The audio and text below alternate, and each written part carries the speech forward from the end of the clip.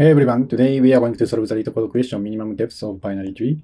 So you are given binary tree and find its minimum depth. So the minimum depth is a number of nodes along the shortest path from the root node down to the nearest leaf node.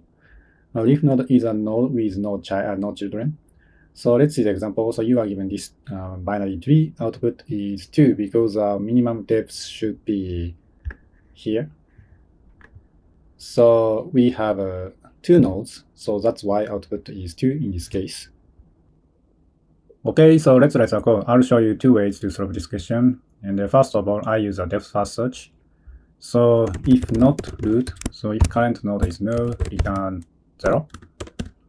And check left side self dot min depth and root dot left, and check right side with the same thing. So min depth and root dot right,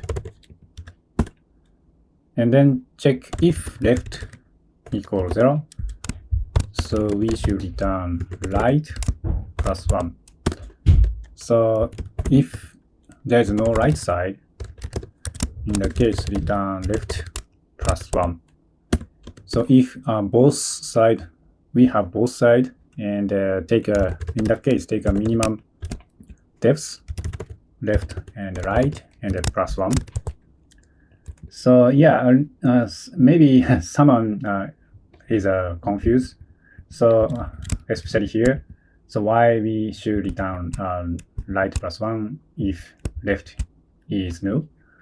So I think the easiest example is like 1 is a root node, and so we have a right child, only right child. So let's think about this case. So in this case, there is no left side, right? So, but in this case, minimum depth is not 1, actually 2, because this is a root node, not leaf node. So that's why in this case we should return 2. So in this case, left is null, right? So that means left equals 0. So in that case, so there is a possibility that right side is a minimum depth, and actually it is. So that's why we should return. So we should care about the right side if left side is null. On the other hand, if right side is null, so we should care about the left side. So that's why I write a program like this. And if both case, so if we have both child, we should return like a minimum number of left or right and plus 1. Yeah, so let me submit it. Yeah, looks good. And the time complexity of this solution should be order of n, and the space is order of h. So n is a number of node, h is a height of binary tree. So easy example is like a binary tree is like a skewed, and it looks like a linked list. So in this case, we have to visit all nodes. So that's why a time is on. And the space also, so every time we use like a stack space. So that's why space, in the worst case, space is the order of h, height of tree. Yeah, so next I'll show you how to solve this question with breadth first search. I think breadth first search is easier than depth first search to understand. Okay, so let me solve this question with breadth first search. So if not root, in the case we should return 0.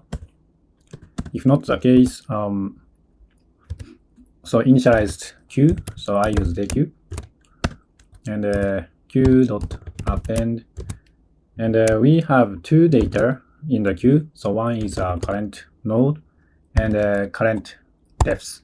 So first of all 1, and then start traversing while queue has data. So we use a one more for loop and for in range and the length of queue. And first of all, take the most left value of queue. So node and depth equal queue dot pop left. And if not node dot left or node.write. In that case, we should return depth. Easy, right? And if node.left, in that case, add this left child to queue. So queue.append and node.left and depth plus 1. If node.write, so there is a right child, we do the same thing, queue.append and node.write and the depth plus 1. Yeah, that's it. Let me submit it. Looks good, and the time complexity of this solution should be order of n, where n is the number of nodes. So in the worst case, we need to visit all n nodes of the binary tree to determine the minimum depth. So that's why time complexity is order of n. And the space complexity is also order of n. So in the worst case, so when binary tree is a complete binary tree, the maximum number of nodes in a level would be like roughly n divided 2. So we eliminate the constant number, so resulting ON space complexity. Yeah, that's all I have for you today. If you like it, please subscribe to the channel, hit the like button, or leave a comment. I'll see you in the next question.